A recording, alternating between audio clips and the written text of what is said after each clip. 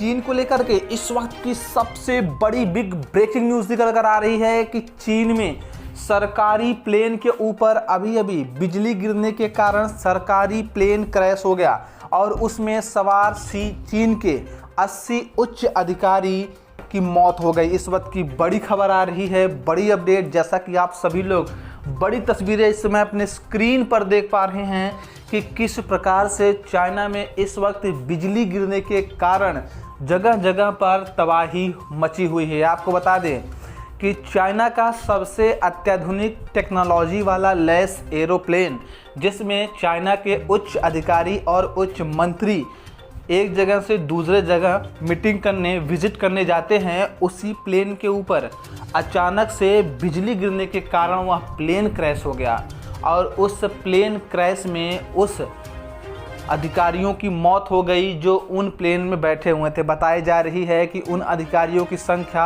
80 थी।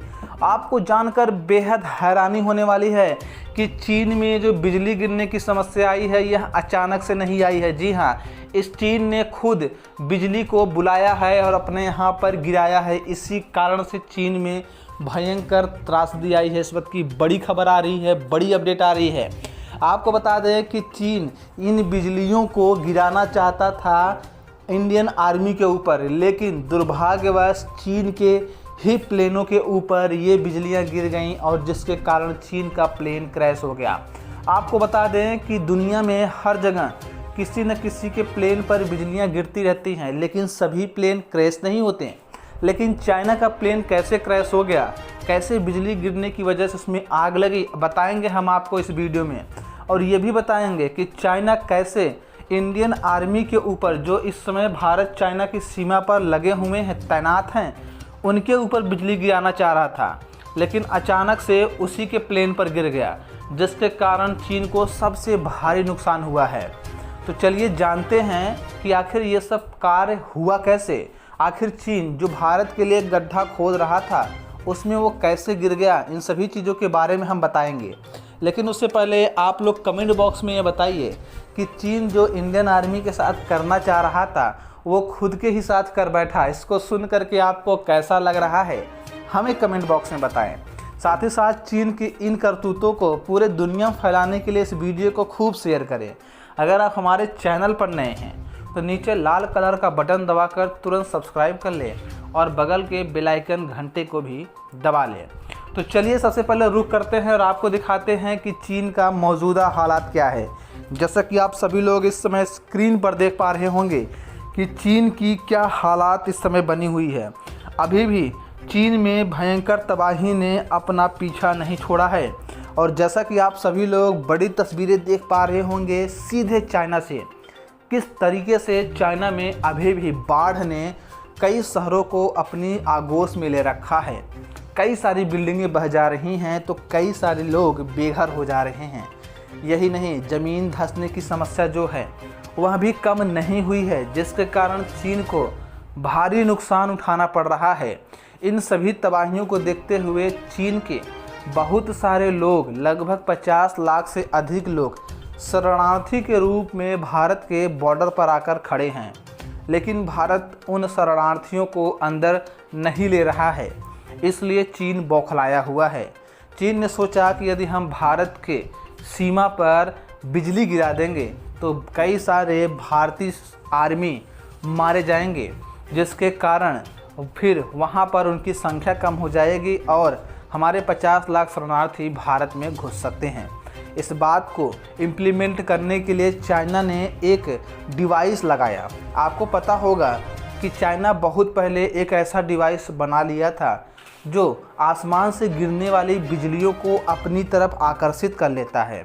जैसे मान लीजिए कि बिजली 1 से 2 किलोमीटर दूर गिरने वाला है, तो उसे डिवाइस जो है बिजली जो 1 किलोमीटर दूर गिरने वाली है उसे अपने पास ले लेती है और उसे ले करके आसपास के क्षेत्र में फैला देती है। तो चाइना ने ऐसा डिवाइस भारत सीमा के एकदम करीब लगा दिया और जब यह डिवाइस लगा तो आपको बता दें कि इस डिवाइस के 2 भाग थे। पहला भाग था भारत चाइना बॉर्डर पर और दूसरा भाग था चाइना के ठीक बीचों बीच, जहां से वो दूसरे डिवाइस को कंट्रोल कर रहे थे।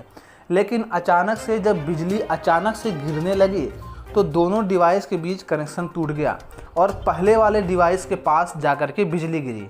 जो पहला वाला डिवाइस था चाइना के बीचों बीच। इसके कारण उस जगह से ट्रेवल कर रहा एक चीन का एरोप्लेन क्रैश हो गया। इस बात को लेकर के चीन अपनी ही गड्ढे में खुद गिर चुका है और काफ़ी बौखलाया हुआ है। इन सभी चीज़ों को जानते हुए जब भारत सरकार ने इसकी जांच पड़ताल की तो उसे पता चला कि चीन कितना घटिया कार्य कर रहा था। वैसे भी चीन की आदत है प्रकृति के साथ खिलवाड़ करने की, इसीलिए तो चीन में इतनी बड़ी तबाही आई हुई है। इस बार भी चीन प्रकृति के साथ खिलवाड़ कर रहा था। बिजली गिरने वाली समस्या को लेकर के चीन उसे इकट्ठा कर रहा था और अपने मनचाहे जगह पर गिरा रहा था, लेकिन उसके डिवाइस फेल होने के कारण उसके साथ जो यह हादसा हुआ है वह यह कभी नहीं भूलेगा, क्योंकि जो 80 उच्च अधिकारी उस प्लेन में बैठे हुए थे वो चीन की रीढ़ कही जाने वाले थे। जी हाँ, आपको पता होगा कि उच्च स्तर पर कुछ ऐसे अधिकारी होते हैं जो पूरे देश को चलाते हैं और चाइना में ही कुछ ऐसा कांड हो गया जिसके कारण वहाँ पर सबसे ज़्यादा नुकसान हुआ है। तो इस बात को लेकर के, इस खबर को लेकर के आप चीन को क्या कहना चाहते हैं हमें कमेंट बॉक्स में बताएं। साथ ही साथ चीन में इस वक्त जो भारी तबाही मची हुई है जिसको देखने के बाद दुनिया भर के लोग दंग हो चुके हैं, उस तबाही को लेकर आपके मन में क्या विचार है हमें कमेंट बॉक्स में बताएं।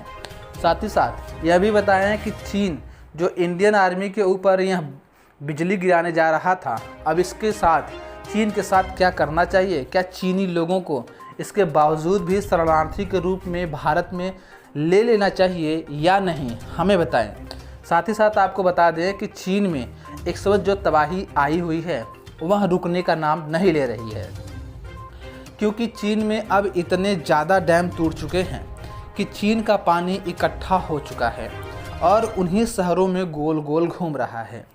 चीन हालांकि उन पानियों को निकालने के लिए भारत और चीन सीमा के तरफ मोड़ दिया था, लेकिन उनका पानी उधर नहीं जा पाया, क्योंकि इंडियन आर्मी ने समय रहते ही बॉर्डर पर एक ऐसा दीवार बना दिया था, डैम जैसा, जो उनके पानियों को मोड़ दिया और फिर से चीन में वापस कर दिया।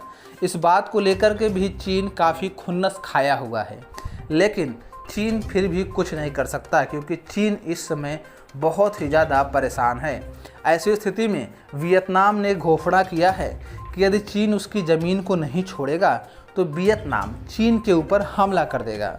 हालांकि यह बहुत ही अजीब बात होगी कि यदि वियतनाम चीन पर हमला कर देता है तो ऐसी स्थिति में चीन वियतनाम को हरा नहीं पाएगा, और यही कारण है कि वह भारत के साथ भी नहीं उलझना चाहता। हालांकि इन सभी चीज़ों के बारे में आपका क्या सोचना है हमें कमेंट बॉक्स में बताएं। साथ ही साथ अगर आप हमारे चैनल पर नए हैं तो सब्सक्राइब किए बिना ना जाएं।